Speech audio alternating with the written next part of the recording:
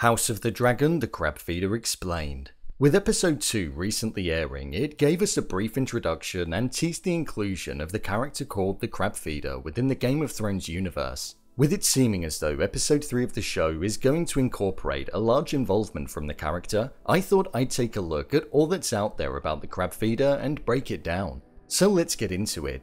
Here is House of the Dragon, the Crabfeeder Explained. Just to let you know, this video will contain spoilers.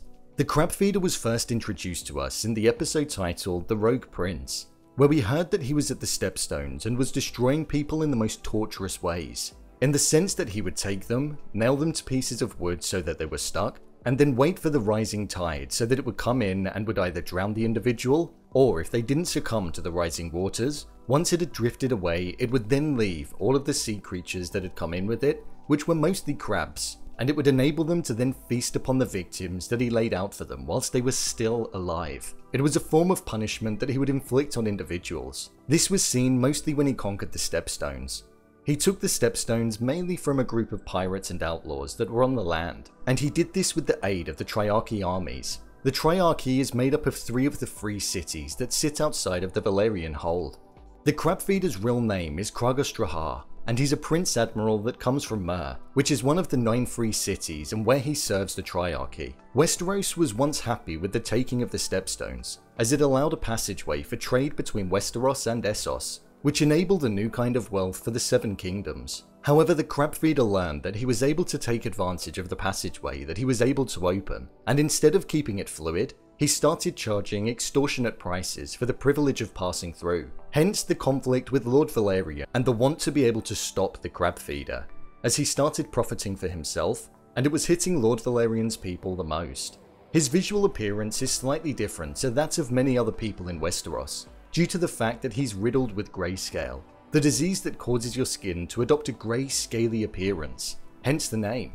Like we saw Shireen have in the original Game of Thrones series. This is why he wears a mask a lot of the time, due to the fact that he wants to conceal the disease on his face, despite the fact that it's clear to see on other parts of his body. This adds to the frightening nature to the character, and the haunting look that we've seen in the show, especially in the darker shots where his eyes are the main things that are shining through the darkness of the mask. The Crabfeeder conquered the Stepstones in episode 2 of the show, and in episode 3 he's going to be facing off against Daemon and Lord Valyrian. Daemon wants to rule some kind of land due to the fact that he now has no stake in any claim to any land. I think episode 3 will allow us to see some more of the Crabfeeder and the true Craghas Drahar, in the sense that we'll understand his motives and why he is the way that he is. The Battle of the Stepstones is an eventful one that results in fatalities, and I'm looking forward to seeing how the Crabfeeder fares in the on-screen depiction of it.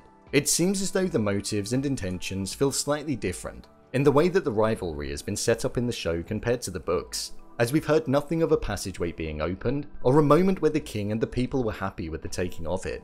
It seems as though in the trailer he's looking to take Bloodstone, which is an island that makes up the Stepstones, so it seems as though his intentions may be to take them all. It's going to be an interesting battle to watch, the first of many to come I imagine, and I'm intrigued to see exactly what the Crabfeeder's involvement will be. So, there you have it, House of the Dragon, the Crabfeeder Explained. If you want to see more videos on House of the Dragon such as endings explained, theories and predictions and character breakdowns, then click on the I button. Or alternatively, you can head over to my channel where you'll find them all. If you'd like to give me a show or movie that you'd like me to review, then head over to my Twitter, @brainpilot_, and tweet me what show or movie you'd like me to review next. And finally, if you'd like to see what I rate the latest movies that don't quite make the cut to getting a dedicated video, then head over to my Letterboxd profile. It's where I rate the latest releases in real time. What do you think the Crabfeeder is going to be like? Leave a comment down below, and don't forget to subscribe. I'll see you next time.